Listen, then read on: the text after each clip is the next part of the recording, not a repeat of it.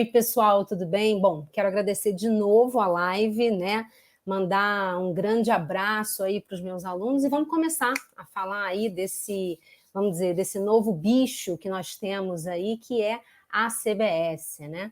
A ideia aqui é a gente tratar os temas principais, aquilo que efetivamente a gente já tem explícito, né, dentro do projeto de lei do 3887. E antes da gente começar, é importante a gente pensar um pouquinho no contexto do que a exposição de motivos desse projeto de lei trouxe para a gente, né? Então, a principal garantia, né, do governo, em especial o ministro Paulo Guedes, que há algumas semanas atrás foi até a casa do Rodrigo Maia e encontrou também com Alcolumbre para, enfim, depositar aí esse PL para apreciação das duas casas do Congresso, é no sentido de, primeiro deles, né, tentar diminuir esse alto custo de conformidade que nós temos aí, não só com a FD Contribuições, mas todos os controles que são necessários fazer por conta do PIS e COFINS, que sabemos muito bem que é uma contribuição extremamente sui generis, no sentido de que nada se compara a ela em termos de complexidade, certo? Juntamente a isso, né, existe uma máxima do governo no sentido de não quero trazer maior carga tributária para você, contribuinte. Por quê? Porque nós, contribuintes, já temos uma carga tributária extremamente absurda, principalmente quando a gente tem um foco aí na tributação sobre o consumo, né? E um terceiro pilar também que essa exposição de motivos traz é a necessidade do Brasil, né, diante de uma globalização e diante também de estar, né, pleiteando uma posição, né, uma vaga na OCDE, estar mais próxima, né, desses outros países no sentido também de tributação para o consumo. Ou seja, o que isso tudo traz para a gente, né?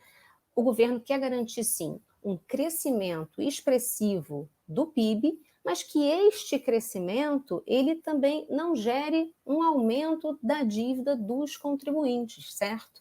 Então, a ideia desse projeto é que a tributação da CBS ela passa sim a ser pelo valor agregado por cada agente produtivo nesta cadeia, e sim, a gente só vai pagar a CBS aonde? Sobre o valor agregado em cada uma dessas etapas produtivas, né?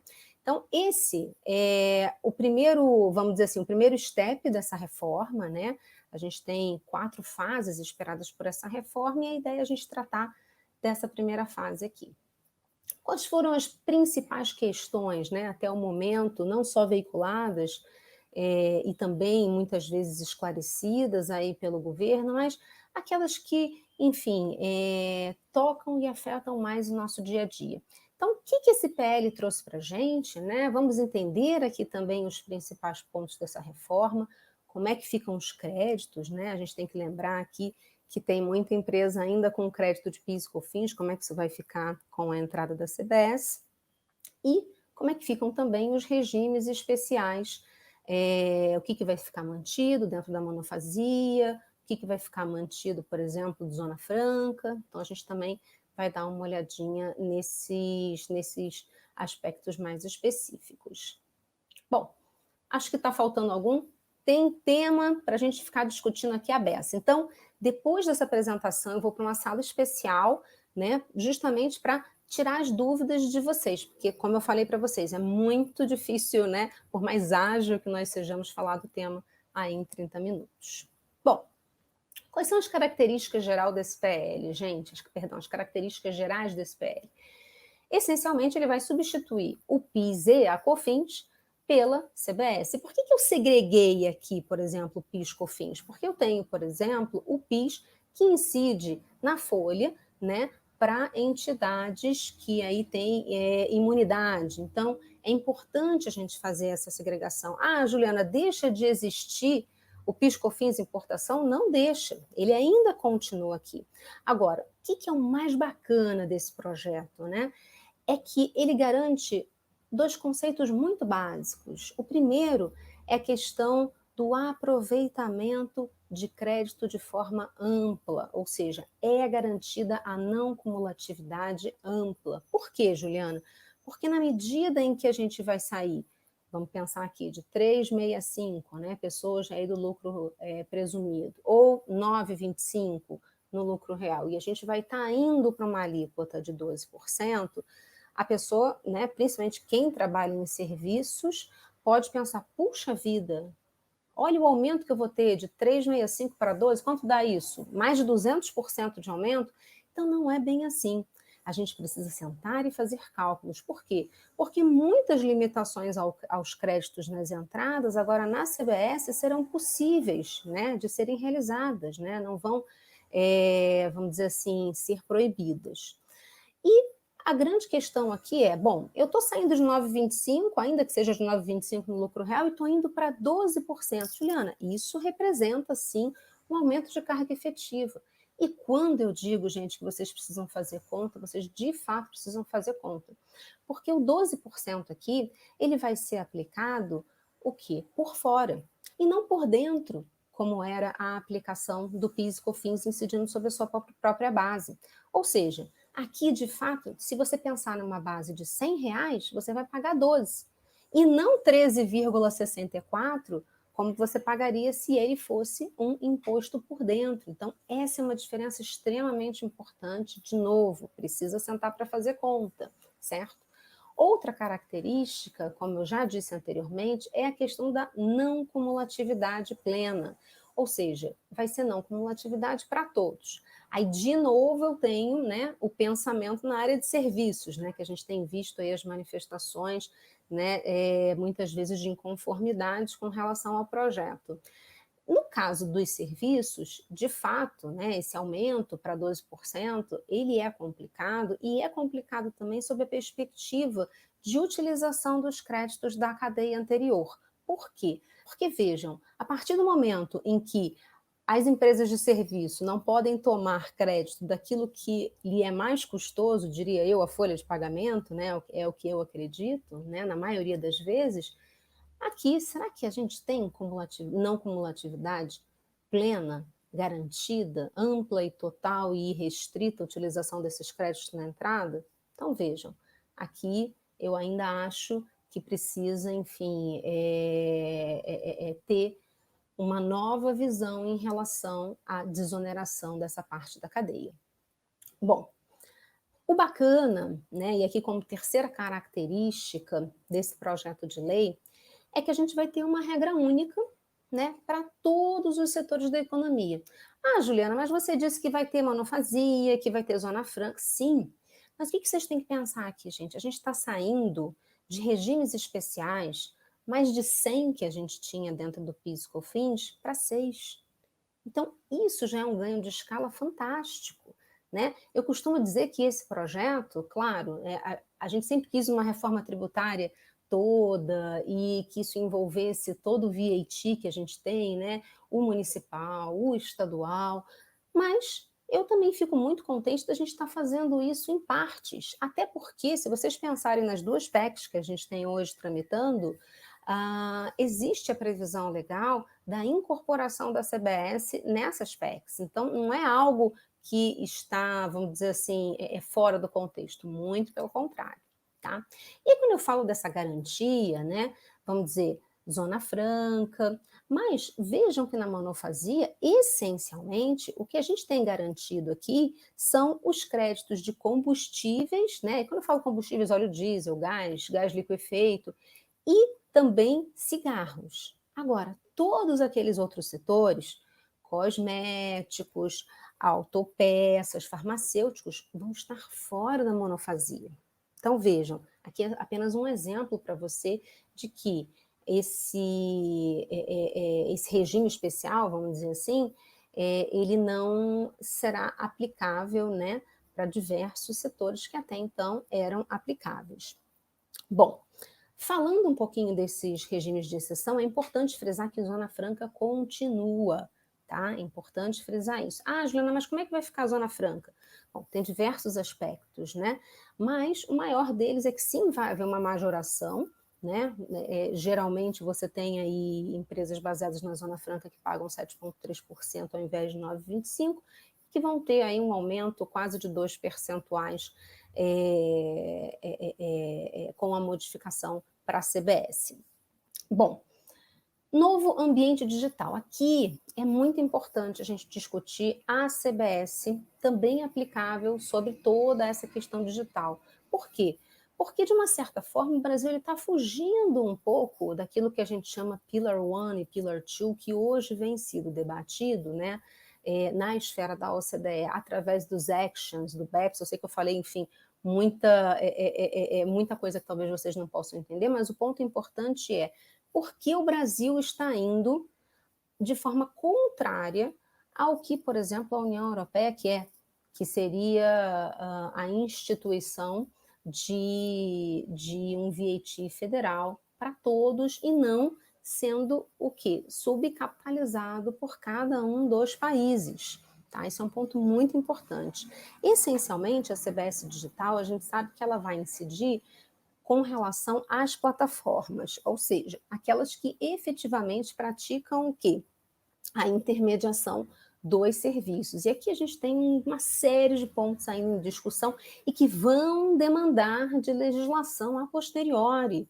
Primeiro, porque não é simples, e segundo, que a gente tem N casos em que vamos dizer, essa intermediação feita por plataforma digital, a pessoa que está intermediando só vai ganhar um FII, muitas vezes ela não vai ganhar nada. Então, tudo isso tem que ser revisitado no detalhe. E não menos importante, a questão do Simples. Simples está fora da CBS, mas alto lá, está fora da CBS. Só que, como você vai ter que destacar a CBS em nota, como é que você vai se aproveitar desses créditos do Simples? Fica a questão aí para vocês. 2 outros pontos nesse slide que eu acho importante ressaltar, que são os seguintes. A primeira é a base de cálculo. O que a CBS, dentro do PL, está trazendo para a gente? A amarração ao artigo 12 do Decreto-Lei 1598 de 77. O que isso significa? Significa que a base tributável é a receita bruta. E aí, quando eu digo ali, eu já vi esse filme, a gente já viu esse filme muitas outras vezes, né? Vamos voltar lá para 1998, emenda constitucional número 20, enfim. Muitas vezes, né, vocês têm que entender que as empresas não conseguem diferenciar, vamos dizer assim, muito bem o que é faturamento e o que é receita bruta. Do ponto de vista contábil, isso é muito claro. Mas você imagine, por exemplo, uma agência de viagens que atua meramente como intermediador nessa relação e ela recebe todo esse montante de quem quer fazer uma viagem e depois ela faz o split dos valores que vão para o hotel e dos valores que vão, por exemplo, para a companhia aérea. Necessariamente, ela só vai precisar tributar o quê? O FII, né, os honorários que ela recebeu para fazer aquela intermediação. Mas será que terá novamente que passar por soluções de consulta e atos declaratórios interpretativos no sentido de garantir que isso aconteça de novo? Então, quando a exposição de motivos fala, olha, o intuito é a gente reduzir a base, por exemplo, de litígios, porque tem N litígios, né? Não só no CARF, como também já judicializados, e aqui, infelizmente, acaba sendo um contraponto à expectativa deste projeto de lei. Bom, a CBS ela tem que ser destacada em todo o documento fiscal, fazendo valer aqui a menção de que precisa necessariamente ser um documento fiscal idôneo, mas a gente tem N operações que tomamos créditos sem ter a emissão de uma nota fiscal, como, por exemplo, os aluguéis. Como é que vai ser essa tratativa? Né? Será que vai precisar emitir nota fiscal a partir de agora? Não sabemos. Tá? E chamando a atenção aqui para a CBS Digital, que eu já falei anteriormente, né? Mais um fato gerador. Ou seja, o bom aqui é que está na esfera de competência o quê, gente? Federal. Então não pode chegar amanhã um município, um estado e querer instituir aí um ICMS digital. Tá? Então esse é um ponto positivo. Mas afinal, gente, e os créditos? Como é que ficam os créditos, né? E aqui eu fiz uma brincadeira, né? Coloquei o Kiko, depois o He-Man, para quem é aí dos anos 80, né? Conhece os desenhos, já vai saber do que eu estou falando. Bom, primeira pergunta é, Juliana, eu posso compensar o PIS e COFINS com a CBS? E aí a gente tem o Kiko falando assim, que coisa, né? Não, não pode.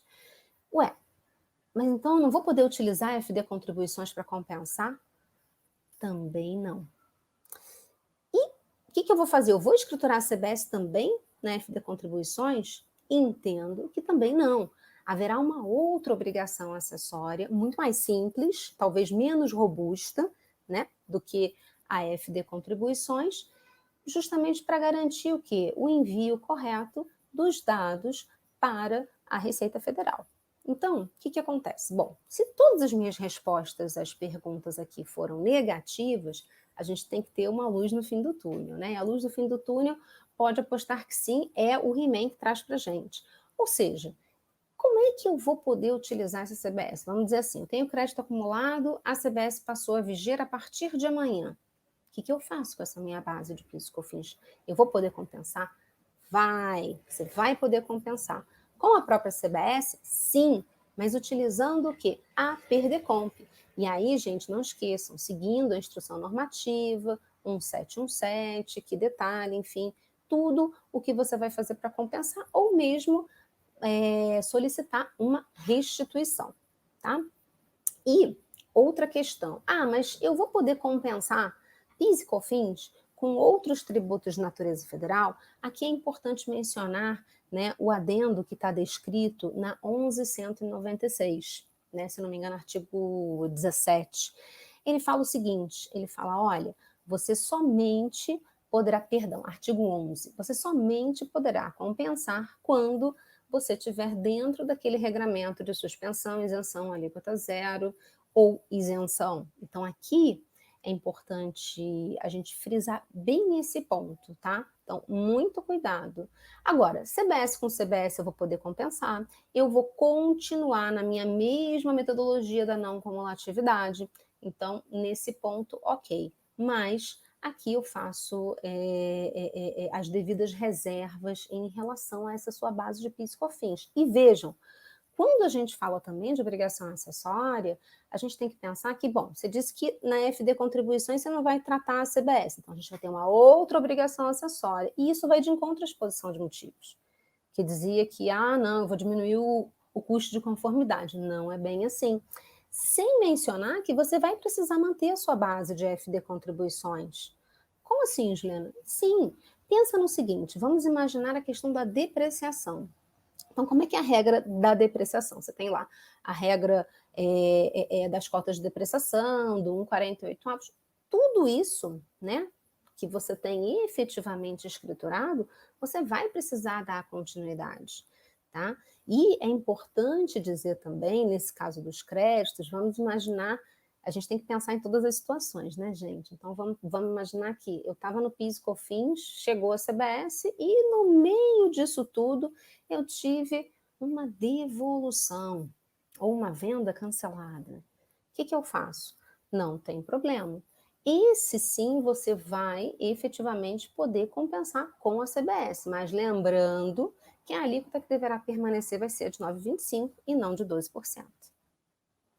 Bom, aqui a saga dos créditos continua, né? Ou seja, no lucro real, aqui eu coloquei nos quadrinhos apenas a questão da não cumulatividade e a questão da ampla e total e teoricamente irrestrita tomada de créditos, né? Então aqui eu estou dando um exemplo de que os créditos permitidos, né, atualmente a gente tem uma certa reserva, mesmo depois do julgamento em que houve a questão da essencialidade e razoabilidade desses créditos aplicados em cada nicho de negócio, é importante citar que a partir daqui, né, a partir da CBS já valendo, vão ser permitidos todos os créditos em qualquer aquisição. Mas não é bem assim, né? Eu já dei aqui o exemplo da área de serviços, da qual a gente não pode tomar créditos em relação à nossa folha de pagamento, né? Então, tem empresa já que está pensando, puxa, vou demitir funcionário e vou recontratá-los através de terceirizados, ou nem recontratá-los, contrato outros, né? Porque aqui também tem uma questão trabalhista incipiente. e justamente para pensar em planejamento tributário. Vejam, então, olha a repercussão que esse projeto, né, tá trazendo para a gente, ok? E aí, relembrando o seguinte, deve estar destacado pelo fornecedor no documento fiscal, tá? Senão você não vai poder tomar o crédito, tá? Aí você pensa, por exemplo, essas plataformas digitais, né, que nem nota emite. E aí? Muitas vezes o que está sendo transacionado numa relação não é um bem ou serviço, é uma cessão de direito. Então, todos esses, vamos dizer, esses pontos de interrogação vão ter que ser esclarecidos no detalhe, talvez não pela lei de conversão desse PL, mas através de legislação esparsa, que é comumente a Receita Federal acaba fazendo.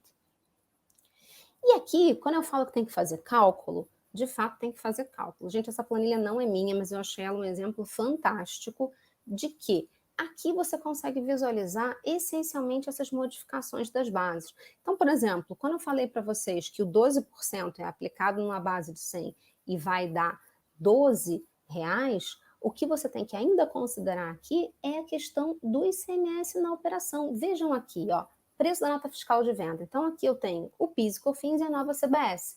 A nova CBS vai resolver um dos conflitos mais, vamos dizer assim, discutidos nos últimos 5 anos, que é o ICMS na base de cálculo do PIS, COFINS, ou mesmo o ISS, que é despesa, na base de cálculo do PIS, COFINS. Então, tudo isso está fora. Ufa! Então, esse aqui, que maravilha! Ou seja, em vez de eu estar saindo de uma base de 100, eu vou estar saindo de uma base, nesse exemplo aqui com ICMS 18%, de 73,21. Olha que legal! E um outro ponto importante aqui também nesses cálculos, né? Se vocês olharem lá o final, o valor líquido a pagar, vocês verificam que a nova CBS, de fato, ela traz uma economia para o contribuinte. Eu estou falando aqui, obviamente, esse exemplo, gente, é importante, tá? Que é de lucro real, isso aqui, vamos dizer aqui, de uma indústria, por exemplo, né? Eu não estou utilizando aqui lucro presumido, nem outras bases de comparação. Mas fica explícito aqui todos esses créditos que são permitidos, então eu chamo a atenção para vocês quando a gente tem aqui, ó, demais aquisições, área administrativa e comercial, que usualmente a gente não era autorizado a tomar esses créditos e a partir de agora, né, devido aí a essa possibilidade de tomada de crédito ampla, a gente vai sim poder tomar esse crédito nas nossas entradas. Então, vejam, é importante sentar, fazer cálculos e verificar, inclusive, aquela sua base de créditos, que você não toma os créditos de PIS e COFINS hoje, né? É bom você fazer aquele health check dos últimos 5 anos para verificar o que essencialmente a CBS pode trazer de bom proveito para você. Bom, era isso que eu tinha para falar para vocês. A partir de agora eu vou me direcionar para uma outra sala de perguntas. Agradeço a vocês. Ó, aqui está o meu LinkedIn. Meu nome é Juliana Zobaran. Fiquem à vontade, sou professora da live. E fiquem à vontade para me contatar, para também me adicionar no LinkedIn. É sempre um prazer. É sempre um prazer estar aqui com vocês.